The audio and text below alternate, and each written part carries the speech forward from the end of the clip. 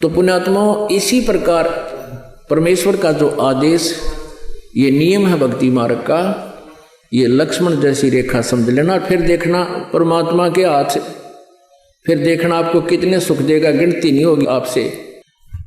अब इसके साथ साथ कहते हैं, भाई जो गुरु बचन पे डट गे रकट गे फंद 84 के।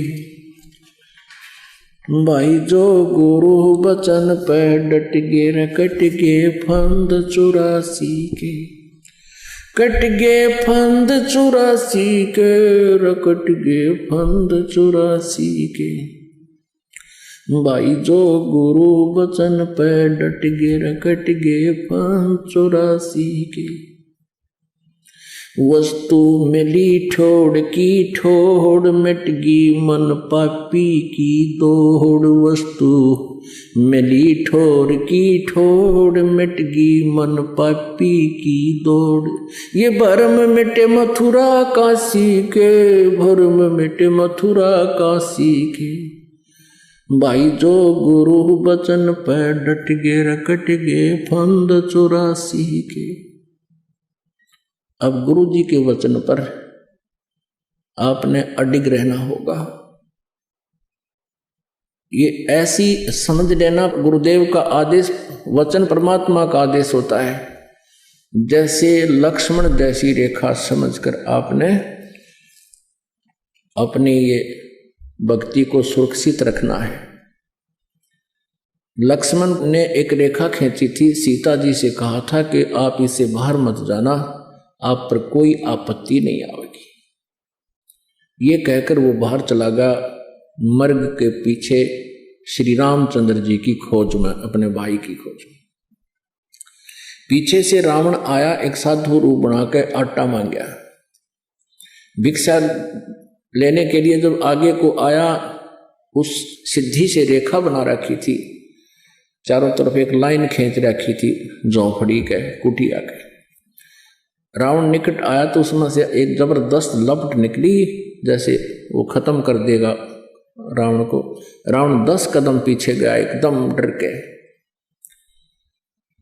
और सीता से कहा कि आपने मुझे मरवा दिया था, आपने बताया नहीं इसके अंदर यहाँ इतनी शक्तिशाली रेखा है, और भिक्षा देनी है तो माई बाहर आके भिक्षा दे दे।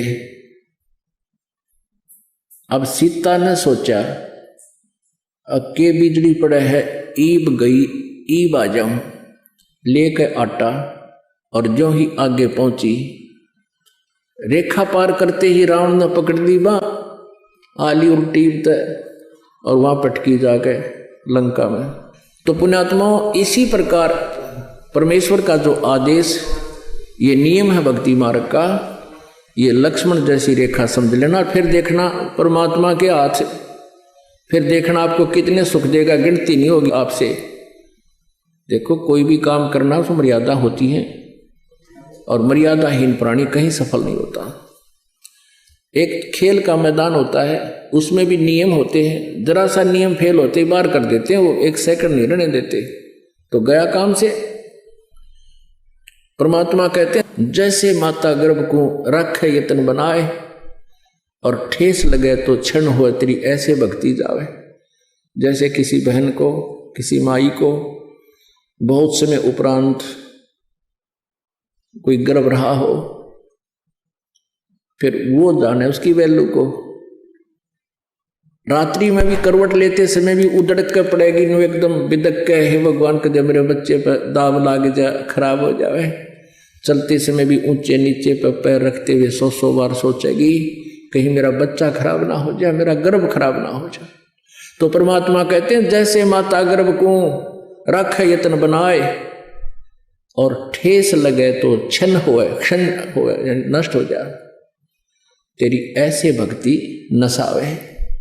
आप जी की भक्ति ऐसे नष्ट हो जाएगी, जरा सी भी इसको सावधानी नहीं रखी आपने, तो इसमें बहुत सावधानी है। तो किस प्रकार, दंडवतम गोविंद गुरु बंधु अभिजन सोए, पहले भये प्रणाम तिन नमो जो आगे हो। गुरु को कीजिए दंडवतम, कोटि कोटि प्रणाम। कीट न जाने भृंग को, ऐसे गुरु कर ले आप समान। पुण्यात्माओं, जैसे दास आपको रह करिए ज्ञान, गीता और वेदों के श्लोक मंत्र, परमात्मा की महिमा की शब्द साखियां आपको बार बार सुना रहा है, बार बार सुना रहा है। कुछ दिनों में आप में भी यही प्रेरणा हो जाएगी। कहते हैं जैसे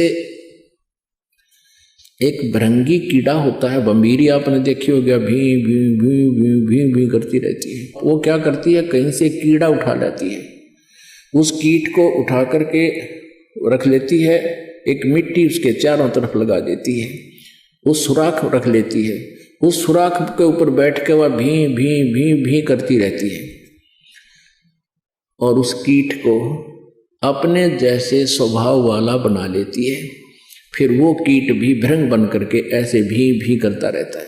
तो ये जो ज्ञान है गुरु जी के विषय बता रहे हैं कि सतगुरु जो होगा आपको इस प्रकार ज्ञान देगा और आप जी को ऐसा ज्ञान भर देगा, आप भी फिर अपने बहन भाइयों को, मित्रों को ऐसे भी करना शुरू कर दोगे। ये स्वाभाविक है, क्योंकि इस मार्ग पर आने के बाद अपने मोक्ष की चिंता समाप्त हो जाती है। फिर हमें चिंता बनती है कि देख मेरा मित्र है, मेरी सहेली, भाई है, बहन है, कोई रिश्तेदार है, तो वहाँ दौड़ते हैं, वहाँ काल विद्यमान होता है और 100 बार समझाते हैं, पुण्यात्मा मान जाते हैं, जिनके अभी संस्कार कमजोर हैं वो आनाकानी करते रहते हैं। तो हमारा कर्तव्य है कि इस संदेश को जन जन तक पहुंचाएं ताकि कल को हम दोषी ना बन जाएं, क्योंकि हमें ज्ञान हो गया। और फिर वो जिनके पास ये संदेश पहुंच रहा है, जैसे दास ने पुस्तक बनाई है, प्रवचन किए हैं, सीडी बनाई है और जन जन तक आप जी भी संदेश भेज रहे हो, किसी को बता रहे हो, समझा रहे हो, फिर वो प्राणी नहीं मानता है तो भगवान दोषी नहीं रहा।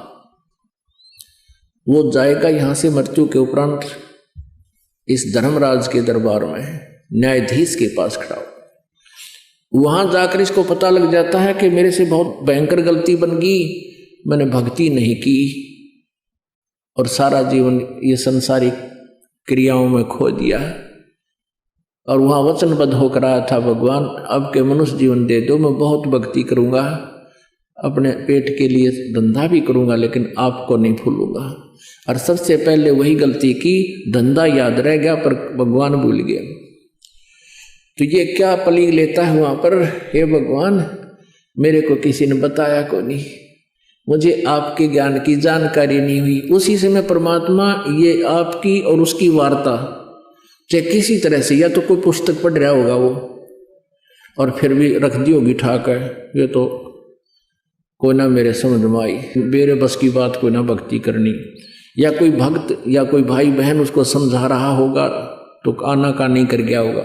तो वो पिछली बैकग्राउंड चलेगी, वहां पर फिल्म चलेगी और धर्मराज ऑन कर देगा, क्या तू क्या कह रहा है कि मुझे बताया नहीं किसी ने, तब दिखा देगा, देख ये भक्त तुझे क्या कह रहा है कि भक्ति कर ले और आजा बरवाला आश्रम में नाम ले ले गुरु जी से, और तू क्या कह रहा है बकवादी, फिर नीची गर्दन कर लेता है। वहां पर गवाह की जरूरत को ना, वहां तो फिल्म चलेगी सारी।